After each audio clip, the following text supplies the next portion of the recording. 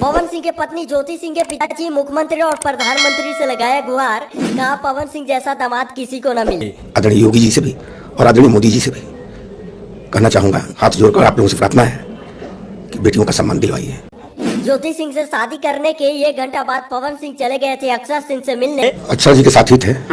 1 महीना हो। पटना में एक कमरे में बंद थी। मैं उस बारे में डिस्कस नहीं करना चाहूंगी, बट हाँ, अयास भी करते हैं, दारू पीकर घर में तांडव करते हैं, किसी को नहीं पहचानते, दारू पीकर राक्षस बन जाते हैं। अयासी करेंगे और शराब पी के ये सब ड्रामा करेंगे, ये उनके परिवार वालों का बयान है कि पी के राक्षस बन जाता है। अच्छा हाँ, और नहीं तो क्या। वकीलों ने भी लगाया बड़ा आरोप। कहा बलिया के बेटी के साथ हो रहा है अन्याय, इतना आसानी से पवन सिंह को छोड़ेंगे नहीं। पवन सिंह के निजी जिंदगी में क्या चल रहा है सभी को पता है। पवन सिंह के दूसरी पत्नी ज्योति सिंह से तलाक का मामला बलिया के परिवार न्यायालय में चल रहा है, लेकिन ज्योति सिंह के पिताजी पहली बार कैमरा के सामने आकर पवन सिंह पर अनेकों आरोप लगाया और बताया पवन सिंह मेरे बेटी के साथ बहुत गलत कर रहे हैं। उन्होंने उत्तर प्रदेश मुख्यमंत्री और देश के प्रधानमंत्री से भी गुहार लगाया और कहा कि मेरी बेटी को सम्मान चाहिए।